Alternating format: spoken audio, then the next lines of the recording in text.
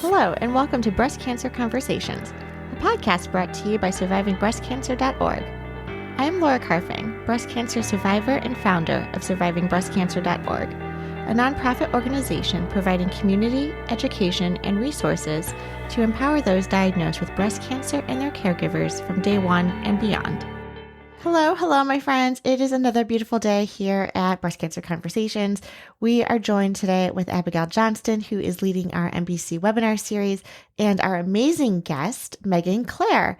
You may know her as Megsy or Warrior Megsy on Twitter. She is amazing. I actually had the pleasure of meeting her in person for the first time, hashtag in real life. So excited at ASCO this year in Chicago.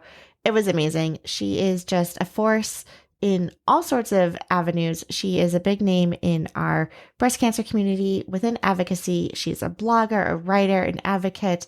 Her background is in theater, communications, marketing. I mean, you're going to love her by the end of the show. Megan Clare's a white name.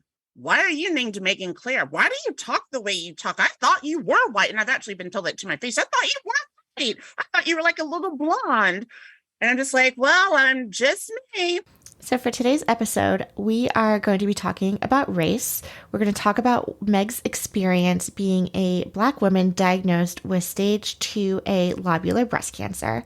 So pull up a cup of tea, a cup of coffee, a beverage of your choice, and let's engage in some real talk. Like a bruise looks different on my skin than it does on a white person's skin, or not even being believed that I'm feeling sick because I don't look pale or as pale, so it's so many things that a lot of white people never have to think about, but it's something we have to think about on a daily basis. Welcome to the conversation. I think it's so timely to be talking about diversity, to be talking about how the breast cancer experience is different for people when they're diagnosed when they're young, when they're diagnosed with subtypes that are more gnarly and difficult, like lobular, and when your skin is not pale like mine, because the experience walking in the door is different. Yes. And that is something that when I married somebody from Jamaica who's very dark-skinned, the first time I ever understood that was when we would walk into restaurants and we were always given the worst table by the bathrooms. And I never understood that, literally there would be people who would look right past us and talk to the older white men or seat them, even if we had reservations and things like that. I think that was the first time where it was like, boom, right in my face. We're being treated differently just because he is dark-skinned. And so one thing that I appreciate about the Jamaican community specifically is that they talk about it. And I was super uncomfortable with that because, oh my gosh, we don't talk about race. We don't talk about things that are racist, at least the way that I was raised. And, my grandparents and my parents did as well as they could with race, but being a part of a family where things happened every day, all the time. There's no escaping it. Yeah. There's no, because it's just who you are. Like you walk in and people treat you differently.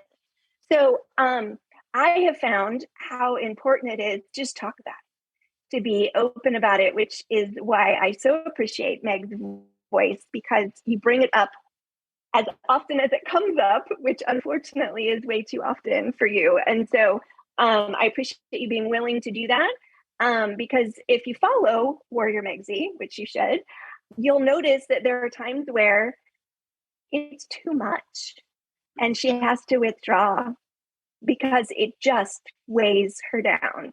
And so I want to say all of that at the beginning to frame the conversation, because we all, and I mean this is part of the NBC community, the breast cancer community, we need to be looking out for our Black and Brown sisters. And we need to speak up. And we'll talk about allyship and what that looks like to be a true ally of these minority communities, because those of us who have more privilege, have white privilege, who can say things without being labeled the angry Black person, we are the ones who need to speak up when we see these things happening and not undercut the experiences of our Black and Brown sisters, because we really are in this together, a group of us being treated differently or not being included in trials or not being offered trials. This undercuts the entire experience of breast cancer because it ends up affecting all of us. So I give that as an introduction, a little bit of a soapbox, because I'm raising some mixed boys who are looked at differently. And it's something that is near and dear to my heart because, people get mama bear when those kinds of things happen. So I'm going to turn it over to Meg to introduce herself and maybe talk a little bit about this wonderful diversity conference that you guys just had at Share and Stacey Abrams speaking and all of that. So over to you, my friends. Well, thank you, Abigail. And I'm like, I'm not going to cry, darn it, because my makeup looks good. But yes, I love how fired up and rightly so that you get, because it is such it's an uncomfortable and difficult topic. And especially when there's never any break from it. So the emotional toll, thank you for acknowledging that. It's a lot. But yes, so I'm Megan Claire Chase, known as Warrior Megzy, and I am a 6-year invasive lobular breast cancer survivor, literally as of like this week. And latest scans, but I'm also I have a background in media and marketing, and really the way I got into advocacy was through my writing. And honestly, I still laugh because I never thought of myself as a writer, even though I have a degree in communications. I have all these journals, like 30 plus journals in the closet, all of these things. And I'm like, why weren't you calling yourself a writer? But it was only after my cancer experience, and it was very traumatic, and I actually could not verbalize anything.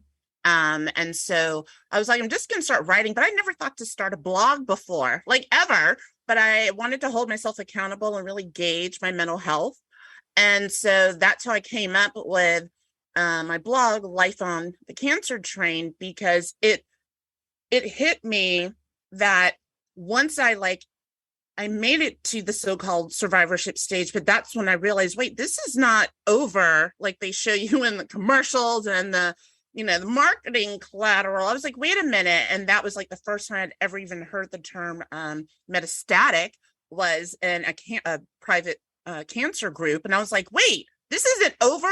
So I think there was like a period where at first I didn't know that. And then once I realized that, that's when everything just became so much to process, and I had to start writing it out.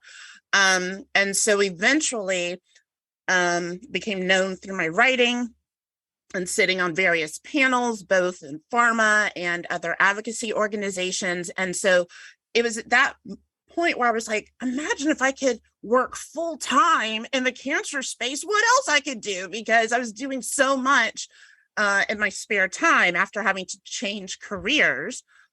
I went from working in radio to working really more into marketing because I couldn't handle the stress, because I'm definitely not the same.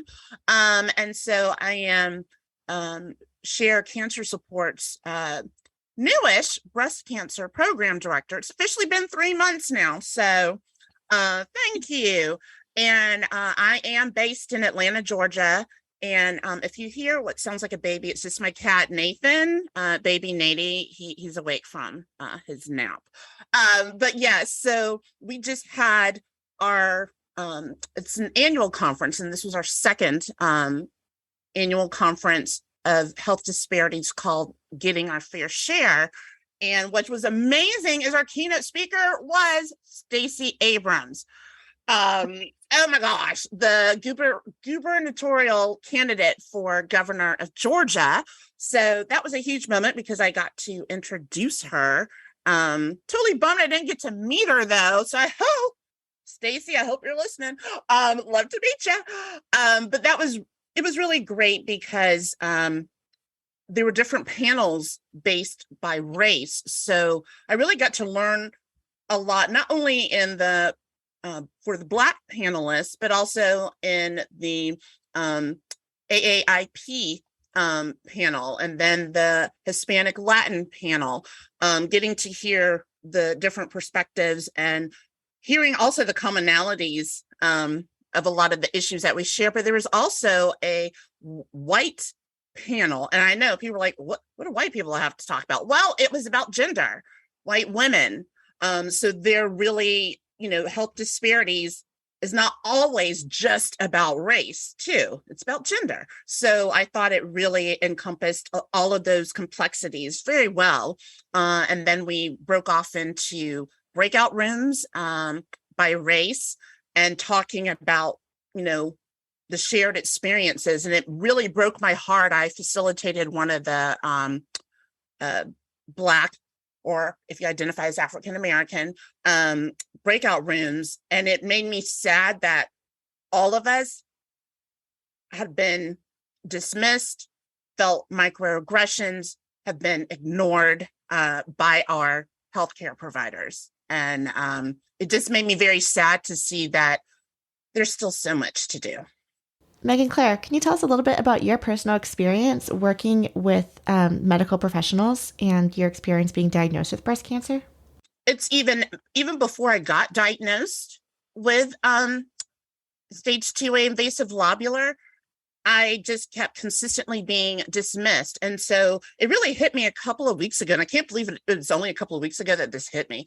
But one of my big symptoms was gaining a bunch of weight. And not one doctor ever said, is this weight normal for you? Or one specialist, not one ever said that, because if they had, that would have alerted something. Instead, I was told, you just need to eat better and reduce stress. And so it's completely ignored, but I knew something was wrong.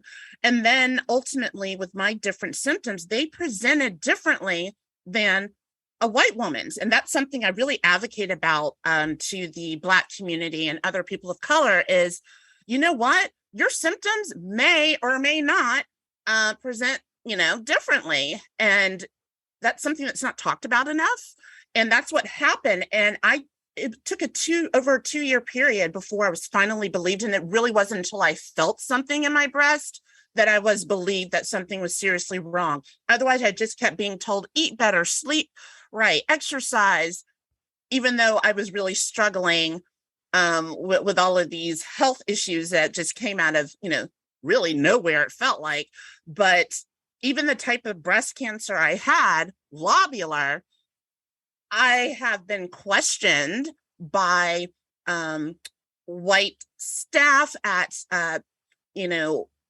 advocacy organizations or in healthcare providers, other specialists. Are you sure you have invasive lobular? Because that's not what's typical in the African American community. And I have to what's hard is reacting and saying something in the moment, because you're so shocked of oh my gosh, I'm coming to you because I am in pain or I'm hurting or I need your services. And instead of seeing me just as a cancer patient, because cancer should bring us all together, you're seeing me as a Black cancer patient. You're seeing me as only one thing, not seeing the rest of my features. Or I shouldn't have to tell you that my maternal grandmother was biracial. I shouldn't have to tell you that my mother is super light skinned and my father is dark skinned. I shouldn't even have to say any of those things. So the fact that I've been consistently questioned on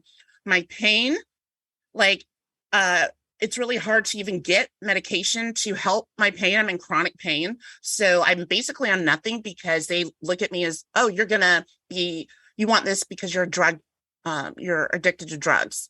And I'm just I'm so exhausted having to dress up to go to the doctor. I'm exhausted having to make sure, okay, am I sounding friendly enough? Because I need them to like me, even though I could really care less if I'm just do your job. But I shouldn't have to be thinking of all of those things from the moment I walk into the doctor's office and saying who I am, it's like I'm already getting attitude a lot of times just from signing in my name. And so then when you have a nurse that tries to just jam the thermometer in your mouth, and I'm like, hey, can you stop for a minute and actually see me? And I've actually had to say that to a couple of white nurses. And I've learned over the years about the size of needles. And I will ask, why are you using such a big needle when you're only, taking, 4 vials of blood? Because now I recognize a lot of times they will give us a bigger size needle that causes more pain because they think that Black skin does not feel pain. Like that is still being taught in medical school. So it's just been, it's continuously frustrating to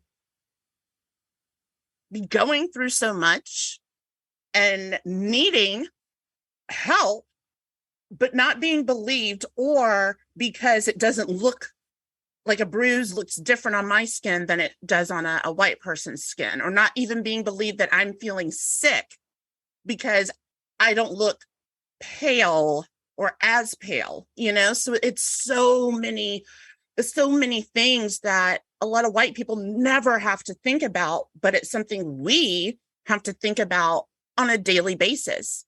I just think of all the doctor's appointments where Elliot, my husband, has gone with me, and I'm ripping somebody a new one for something that they should or shouldn't have done. And he gets scared that they're not going to treat me, or that they're going to treat me differently because I've upset them. And as a lawyer, frankly, I upset people all the time. And it doesn't, there's a certain amount of it that doesn't bother me anymore because okay, this is adversarial. So of course you're going to be upset. But I don't worry that the medical system, the people I'm dealing with, are going to treat me badly if I challenge them, because I know I know that there's lots of ways of getting that fixed, or I can file a lawsuit against them. I don't worry about that. But my husband worries that if I speak up, because I always do, that I'm going to get worse care. Has that been your experience as well? That if you speak up, then you're even treated even worse? Yes. So, sometimes again, when you receive a microaggression, it can be really hard to say something in the moment. Let's define that. Let's define a microaggression. Can you give some examples? Maybe I think that might be a term that people aren't familiar with. Yeah, you know what? I really realize a lot of people don't seem to understand what microaggression is. So I guess one would be talking about like fear of clinical trials. I'll give you one that I just recently heard from someone else. Black woman told her doctor, you know what, I don't want the COVID vaccine, the second boost just yet. Oh, and the white male doctor goes, oh, why? Are you scared of that whole like Tuskegee stuff that happened? That was all like, it was blown out of proportion. And she just looked at him and she goes, do you not understand how serious that was for the Black community? And he goes, well, that was in the past and you just need to get over it. Like that's a full-on microaggression. That's a full-on aggression. Right. Like there's nothing micro about it. But it's things like that being told.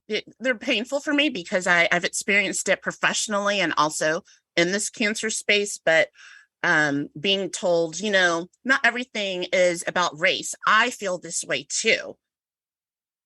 And I'm just like, okay, well, your experience is vastly different from my experience. So sometimes they can be really small, but we can pick it up and everyone else be like, oh, just forget that. And we're always being told that we're being too sensitive. So I've had to try and get over that, of being afraid that I'm coming across as being too sensitive, because I'm like, I'm not being too sensitive. Like what you're saying to me, like that is a microaggression. It's racist and you need to be called out on it. But it's been really hard when you're trying to be in a community and a cancer community where you really need that community. You need support and other people to lean on. But when you're consistently dismissed and your concerns are dismissed, or you're told, well, it's like, oh, well, all Black people can dance. No, they can't. Not all of them can. So those stereotypes or prejudging people, you're Black, so that means X might be. Right. I think one of the explanation or one of the examples you gave on your blog was that there was one other Black person at a previous employment where you were employed, and the white people were always getting your names mixed up. Like, learn people's names. It just because there's two Black people and maybe their names are slightly similar. I don't even remember if her name was similar to yours, your coworkers, but yeah, it was nothing similar. It just, we both start with an M, but I have a double first name. I have a personality. I always wear a fascinator or bling headband. Like it's like, if you're confusing us, you're purposely doing so. So yeah, I mean, it's like assuming someone, another microaggression is when I show up to things, if they have never seen me before, they've only heard me on the phone. Like, oh, you're Megan Claire. So basically that kind of question is, Megan Claire's a white name. Why are you named Megan Claire? Why do you talk the way you talk? I thought you were white. And I've actually been told that to my face. I thought you were white. I thought you were like a little blonde. And I'm just like, well, I'm just me. So I get that. I still get that a lot. And it's hurtful and it's not funny. It's not funny. Is it hard to try to see past what people are saying and look to their motives? It's hard because at the end of the day, it's like, you don't know who to trust. And with me and my background growing up, I did not grow up around a lot of Black people. I went, like when I was in elementary school, kindergarten through 8th grade, I went to Catholic school. Growing up, I was like the first Black child from kindergarten through, I believe, 4th grade is when like there were 2 boys. And then by 6th grade, there was like another girl. And I never really thought about it until the 4th grade when I was called the N-word on the playground. And then I wasn't invited to parties. So that's when it really started to hit me. Whoa, I didn't fully know what it meant, but I was like, that doesn't feel good. And then I would get confused because my mother's super duper light skin. And I thought she was white when I was like a little girl. And so it's just the fact that so much surrounds it's like my skin color really affects my ability to receive quality care, to be heard, to be believed by, not only medical professionals, but in the workplace. And then even at the grocery store, when I was in line to pick up a prescription, this happened a few years ago. I was at Kroger and this white woman with her little boy, he was just acting up. I mean, that's what little people do, I guess, needed a nap. I don't know. And she looked at him, then she looked at me and she was like, if you don't be quiet, that Black woman is going to ram you with her cart. And I was just like, now that little boy, the seed has been planted. That's how it starts. That little boy is going to think any time he sees a person that looks like me or darker, that person's out to hurt them. And I looked at her and the white woman behind me heard it because the woman was loud. It wasn't like it was like a soft thing. And she said nothing. And so that's the problem everywhere. And then you add cancer on top of it is when someone says something like that to a Black person or person of color and the white person stays silent. And they don't say anything because I knew, and I had so many people, I remember when I posted this, I had so many people say, well, why didn't you say something? I would have said something. And I thought to myself, well, in my skin, I knew this could escalate real quickly because I was by myself. I was like, I'm not going to die over this woman. I'm not going to get arrested over this woman. So the stress that the body feels to have to be silent, knowing that literally this could become a life or death situation over something that a white person be like, oh, that's nothing. It's not nothing. And so then you take all of that stress, then you're trying to go through cancer treatments. And then if you somehow make it and you're not diagnosed with stage 4, then you have all these other health issues stemming from that. And that added stress cannot be helpful. When you talk about the things that you encounter in, say, a Facebook support group or group of people, and you get the response of, well, I have to deal with that too, from white people, how does that affect you, and what is it that people should be saying? Because we do have a lot of shared experiences in the cancer space.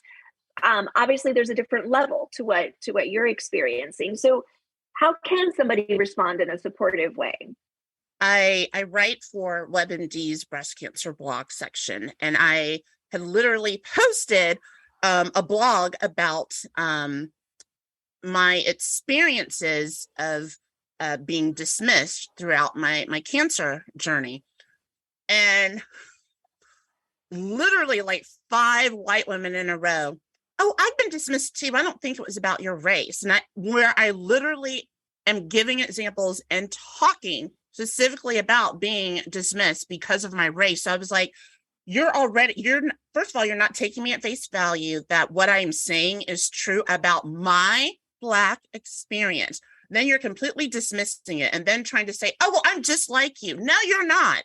So what I really wish white people would do in that situation is say, you know what, that is horrible. It is awful to always have to think about your race at a time where you should just be thinking about your health.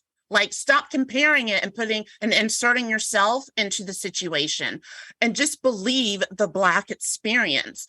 And, you know, I mean, I just kept being told throughout my times in some of these private cancer groups, not everything is about race. Why do you always have to mention race? Because before, I wouldn't even post about these things in these cancer groups, because I was like, I know that'll make me open for them to like target me or say something, and I will get upset. And lo and behold, you know, when I always hear not everything is about race, and I was like, you can say that because you never have to think about it. And so I really wish that more white people all over the country, but then specifically in the cancer space too, like recognize and say, you know what, let me step back. This is not about me. That article was about her experience as a Black woman, which it clearly states in there. I am not going to compare myself. I'm just going to support and say, you know what? I support you. I validate your experience. Just hearing that means so much. And when you don't hear it, when you're being questioned, or when they're dismissing your feelings of being dismissed, that was the last straw for me.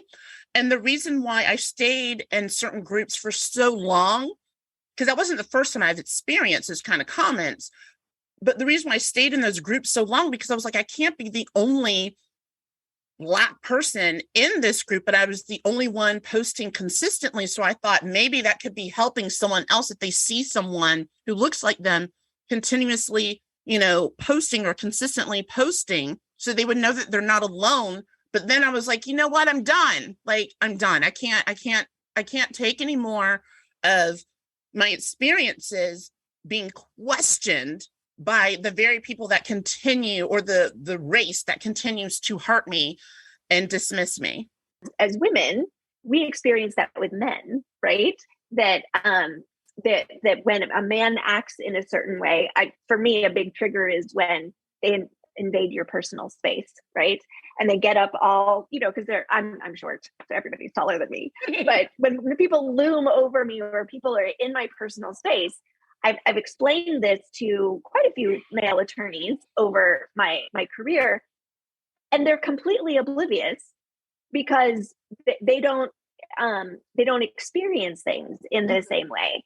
And so I try to analogize that way, which is why I'm so glad at Share's diversity conference you did have a panel of white women talking about gender, because I think that we as white women can understand maybe a tiny bit of how it feels different, because we have the experience of men treating us differently at times, especially in a male dominated profession like the legal profession.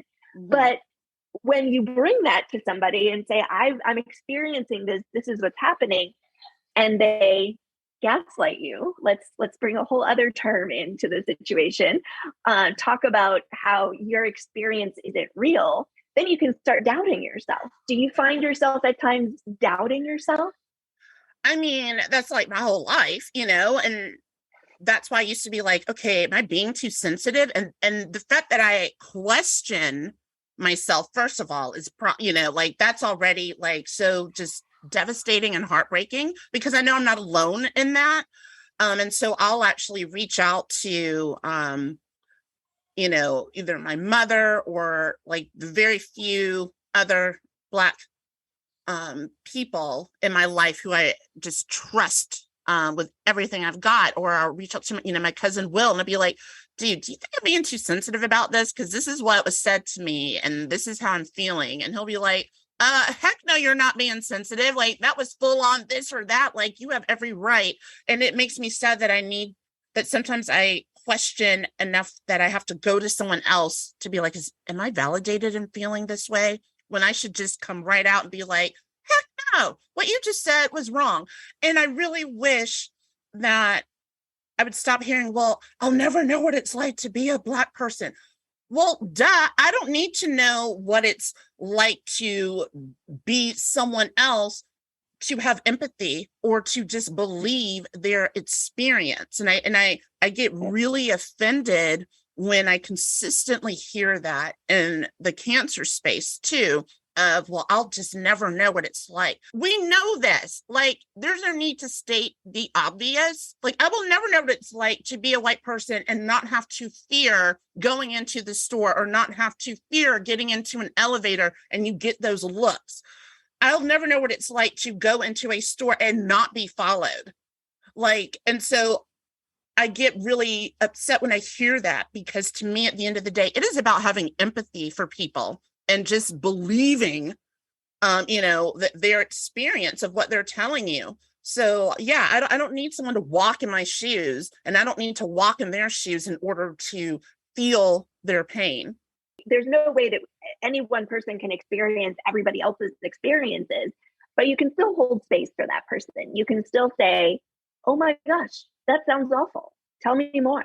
Or, right. Or ask questions about the situation. What could that person have done differently? I think that's what I would love to see more of in these discussions about having that learning, that, putting on your learning cap versus challenging the person's experience. How can we learn from these experiences? And I'm sure that you're aware of Stephanie Walker's work with the Become survey. And some of the data that came out of that was that it was something like only 40% of the respondents had ever been offered a clinical trial. Now, these were Black women who responded. What does that say to you, that only 40% of them had ever even been offered a clinical trial? Are these doctors making decisions for them that there's no way this person would want to participate in a clinical trial? Is that still the perspective about Tuskegee, or where do you think that's coming from? Well, first of all, Stephanie Walker is an amazing woman, an amazing Black woman, amazing, metastatic, brilliant human who's doing so much good with her advocacy. So that was just a really stellar research project that she was able to shed some major light on at ASCO 2022 in Chicago. I was really bummed I didn't get to hear her speak about it, but it showed me that our doctors are not seeing us. Like, they're not recognizing that we should be given all of the options. And I think some of it is they don't have time. So that's where I feel like we need to have a patient navigator or something to be like, hey, have you thought, would a clinical trial make sense for this patient? Like, it's those questions, like there's a disconnect because I can't rightly say it's all on the doctor because they've got so many, their caseloads.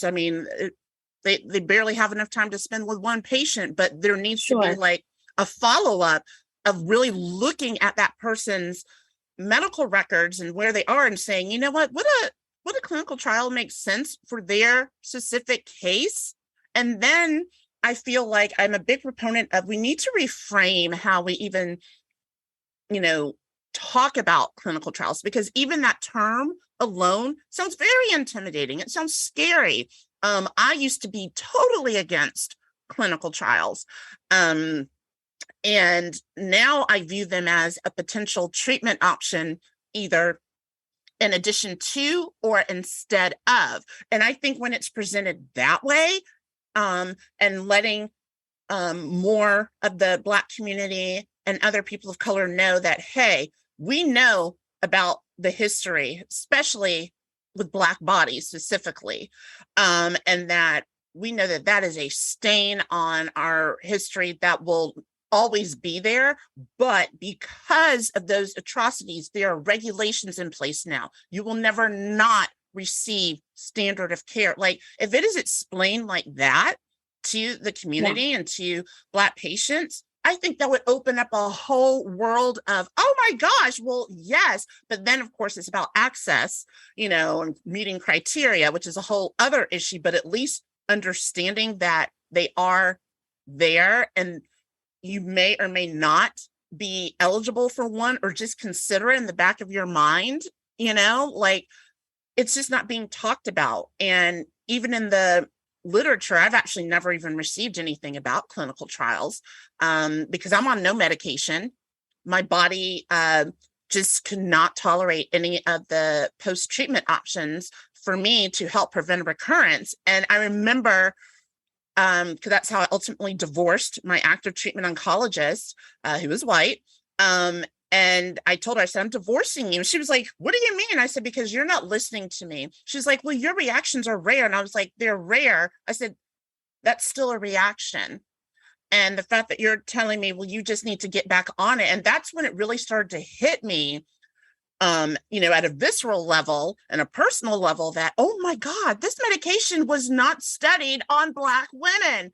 And when all of that came together, that's when, like, even the thought of clinical trials became a little less intimidating and scary to me, because I was like, oh my God, well, no wonder this medicine is not going to work. That's why I've made it 6 years not being on this medication, because it does not work for my body. And I know I can't say that for everyone, but I really feel that there is a disconnect at all cancer centers, whether in the rural areas, cancer community centers, like whatever, someone is not following up with the Black patients and other people of color to say, maybe you should consider this, or here's some research that's written in a digestible fashion, talking about what they are and what's going on in the regulations. Because I think if people know that they are safe, in fact, like, you get more eyes on you in a clinical trial than just your regular standard of care. And I think if people knew that, it would really open people's eyes, and more would be, saying, yes, I'd like to see if I meet the criteria. I have always wondered, we know the statistics about Black women experiencing almost twice the death rate of white women. Brown women, Latinas are not that far behind in terms of outcomes. And I'm sure there's lots of reasons for that, but I've always wondered, if we're not studying these different groups of people, how can we know how the medication is going to work? And I think that's a huge reason why we need more people to participate in clinical trials. Generally, I hear it's only about of patients really ever participate in clinical trials. And since we know that so many people are treated in the community setting versus an academic setting, maybe, it probably comes back to a lot of access issues, which is why I know a lot of people are working on decentralizing trials so that you don't have to go to one place, because transportation and parking is a huge barrier at times to participating in clinical trials. But childcare, I experienced that. But working with a lot of Hispanic women in Miami through the 305 Pink Pack, which is a wonderful organization, transportation was probably one of the biggest barriers. And we would talk to people who literally had to take 5 different buses to get to the cancer center. And that's just, it's just such a practical, down to earth thing that I think doctors, when they're thinking they're high esoteric, complicated scientific things, they sometimes forget that, just being able to show up is a huge issue for some people. Right. And more so in minority neighborhoods. Yeah. And also too, even like the times of the appointments of when you would have to go, depending on the type of work you do or profession or whatever, like you can't come in the middle of the day because it's not like you just be there for like 2 seconds, and right. The access part is the huge barrier. So, but also too, not even knowing that about them and that they could be an option, and just explaining it in a different way and having someone following up to like explain, hey, here are like the different phases, because even if you're not eligible for one, you should still have that information that you can tell your other family members, because at some point, someone that either in your family or in your circle, is going to be touched by cancer or some other chronic illness. Yes. So important that the family, and this is something I've also seen in the Jamaican community, just that the family it's a very different unit. And who is considered family is very different in different cultures and different groups, and how much one family member can really affect a wide variety of people when they can go back to their family and say, hey, this is something that I learned. Even though I know there are still some stigmas, we ran into this with the Hispanic community as well. There's still stigmas about talking about female cancers. Yeah. We've already touched upon so many topics. I wanted to find and ask Megan Claire, what does allyship mean? How can someone be a good ally and help advocate and elevate and amplify your voice and other people's voices in this conversation around race? Actually, one of the things that Abigail does, which I so appreciate, is she helps to amplify my voice on social media. And so whether it's my writing, or if I am on a panel or just one of my tweets or Instagrams or whatever I'm saying, she will talk about it on her page, or she will retweet it, or she will say, you should really listen up to this below. Like all that's what we need, because sometimes I get mad when, or just frustrated, I should say, when someone will respond to my post and be like, oh my gosh, you know what? Yes, we know we need to do better. Well, why are you writing that on my page? Why aren't you sharing what you're feeling about this on to your followers? Like, because coming from me, I'm not going to be listened to, I'm not going to be heard, but maybe your circle, maybe I feel like that's how we can get through and try and scrap, cut away with the racism and the microaggressions, is only if white women are also saying, you know what, I just heard this from Megzi, and I never thought about it in that way. And oh my gosh, like that just makes so much sense. We have just got to do better. And then you like share it, whatever that piece was. Like, it's something that's so small, but I rarely see other white people doing that. I think that's a really great point too, because we talk a lot of times just having this echo chamber, right? Like we're talking to our communities and our circles of people that are probably like-minded, similar, people that look like us, all of those things, right? So what can we do if we just retweet, reshare, repost, and amplify? I think you're reaching a different demographic, a different circle of people. And the more that we can do that, the exponentially we'll start to see change that way. Right, because at that point it's like, oh, okay, well, I know that person and I trust them. So if they are like touched by this, or if they are like, oh my gosh, okay, well, maybe I need to look deep within. So I agree.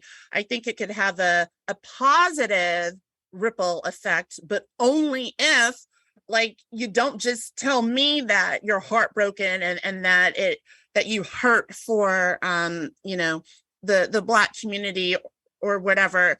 If you aren't saying that on your own page, then you need to question, why aren't you? What are you afraid of? And check your own biases. For sure. It's so interesting. We were just doing an exercise because, everything is DEI these days. And, I think that's a big discussion and topic that I'm happy to see. And we got into some really interesting debates where you can never eliminate 100% of the bias, right? So what can we do to get better, but then acknowledge, yes, this is the bias that I do bring to the conversation just from my own experience, being a white woman, grown up in an Italian family, like that comes with perspective, right? And if I could acknowledge that, then I think when I can talk to our breast cancer community or on the podcast or in the writings that we do, it's acknowledging and then being able to break through some of that.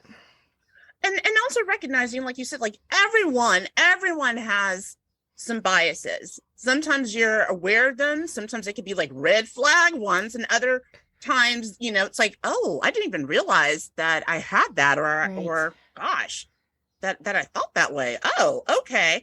Well, then it's like you don't know what you don't know, but then once you know, it's what you do after you have that knowledge.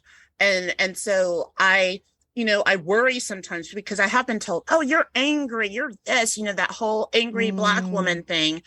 And it's frustrating because I get really passionate and stirred up because it's emotional, and I see the harm that it's done not only to me, but to others and people I don't even know. And so I'm going to get riled up about it because they matter. Yes. Our voices matter, and I can't not say something. And so I do have to sometimes step away and go into my shell, because I literally am a Cancer. Like my birthday is actually Sunday, July 3rd. And I thought, oh, the irony. So I actually do have to like go back in my shell sometimes because I do get targeted, and called names and things like that. But it's like, I can't not stop talking about it because it's our health. It's affecting everything about us, from mental to physical to emotional. And when you have that kind of generational trauma coming at you, and then you're trying to be, quote unquote, healthy, and then you can't even be believed by people who call themselves your peers, like it makes things very stressful, but it also makes it really hard to find the support and open up when you're in those groups, because, it's like, are they going to question me again? Like I have to like read the room, and sometimes I won't even say anything. And that makes me sad because then I'm like, oh, I feel like I should say something because maybe someone else is like waiting for me to say something, so they will. So there's also that pressure. Right. There's an added pressure too. And I think when you're really vocal like I am, but then you have advocacy, right? So you're doing it for yourself, but you're doing it for the thousands of other people out there that they can at least identify with your story and your experience. When you retract, so to speak, how do you rejuvenate? What do you do in these kind of downtimes when you're not on Twitter and out there rallying the forces? How do you get your energy back?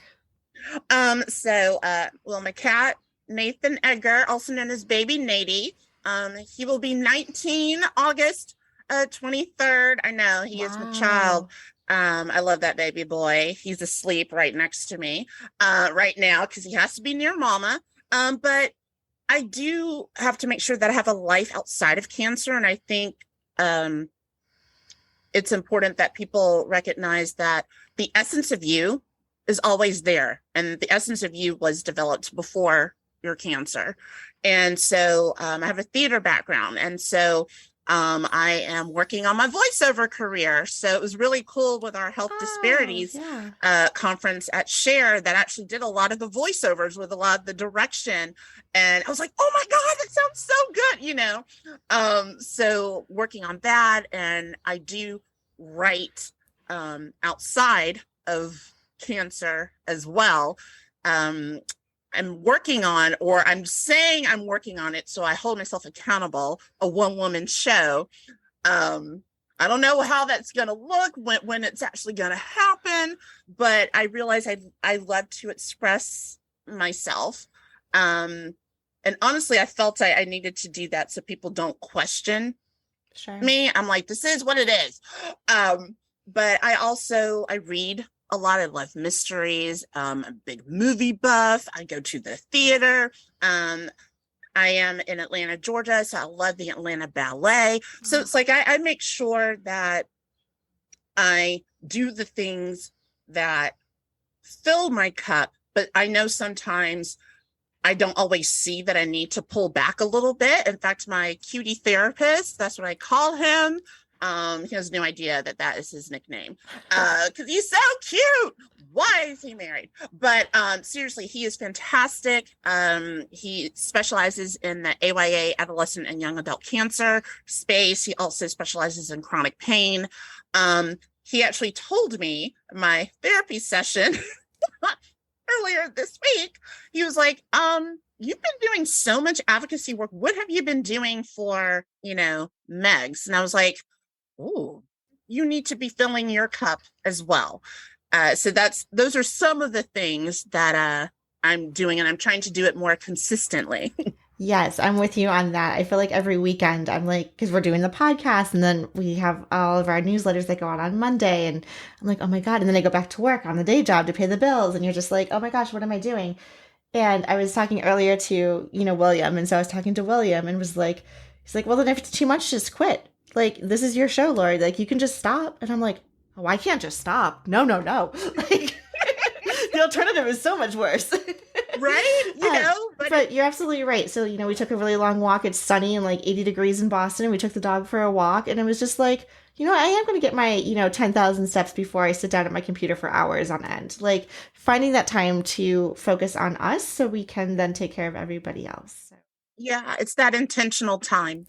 Well, Megsy, it's been such an honor and pleasure to have you on the podcast today. Thank you so much for sharing your personal experiences, educating us, giving us the tools for how we can be allies and support, and then also calling us out on sometimes the things that we don't even realize that we do that come across as hurtful and painful to our friends in our breast cancer community. So thank you as always for bringing the education and the humor and comedy and your entire being. So it was a pleasure having you on the show today. And thank you, Abigail, as always, for moderating our NBC webinar series. Thank you so much. Bye. Bye. Thanks, you guys. Bye. And thank you all for listening and tuning in week after week here on Breast Cancer Conversations. Please be mindful that all of our content and information is for educational purposes only and is never a substitute for medical advice. If you want to hang out, again, please check out survivingbreastcancer.org/events, where you can RSVP to our Thursday Night Thrivers weekly meetup, our Movement Monday classes, workshops, seminars, and so much more. We can also continue the dialogue online via social media. Our Instagram handle is survivingbreastcancer.org, all one word, and you can follow us on Twitter at SBC_ORG. Until next time, keep on thriving.